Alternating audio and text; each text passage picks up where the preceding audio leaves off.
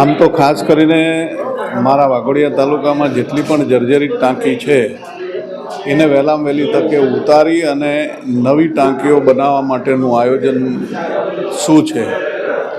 બીજો પ્રશ્ન હતો કે બાજવા ઓવરબ્રિજ બનેલો છે, બ્રિજ ઉપર જે કંઈ લાઇટો ઘણા સમયથી બાજવા ગામની માંગ છે એ હજી સુધી લાઇટો નાખવામાં નથી આવી, એટલે વહેલામાં વહેલી તકે એ બ્રિજ ઉપર લાઇટો નાખી અને એમના નાના મોટા જે એક્સિડન્ટનો ભય છે એ ભય દૂર થાય અને વહેલી તકે બાજવા બ્રિજ ઉપર લાઇટો નાખવામાં આવે.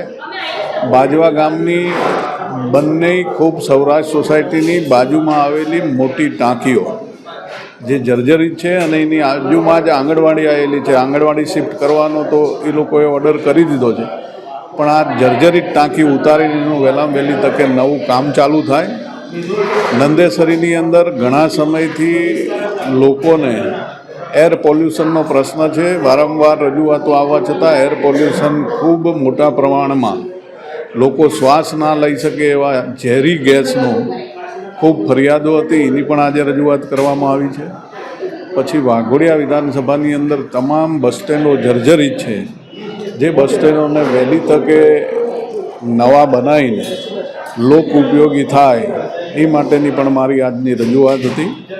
બીજું, મહીસાગરનો 150 કરોડ રૂપિયાનો જૂથ 52 ગામ જૂથ પાણી પુરવઠાની યોજના જે છે એ યોજનાની અંદર પાણી લોકોને ડોળું મળે છે, સ્મેલ આવે છે, એના કારણે લોકો પીતા નથી.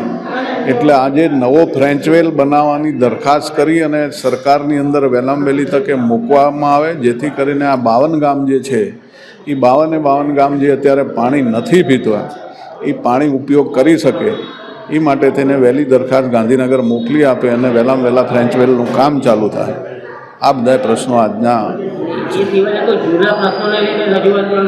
જૂના પ્રશ્નોમાં એવું છે કે ભાઈ સ્નાઇડર કંપની અમારું જે જૂથ પંચાયત કોટંબી એની અંદર ગામની વચ્ચોવચ્ચ જે પોલ નાખવામાં આવ્યો છે એ પોલ હજી સુધી હટાયો નથી.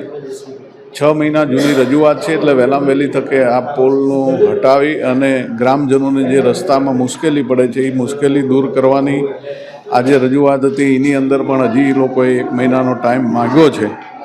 એટલે આ બધા બીજા પણ 2-3 જૂના પ્રશ્નો હતા, એનું નિરાકરણ વહેલામાં વહેલી તકે આવે એવી આજની રજૂઆતો હતી ને એ લોકોએ ગંભીરતા લીધી છે કે ભાઈ આ જે કંઈ જૂના પ્રશ્નો છે એને 1-8 મહિનાની અંદર અમે નિરાકરણ લાવશું.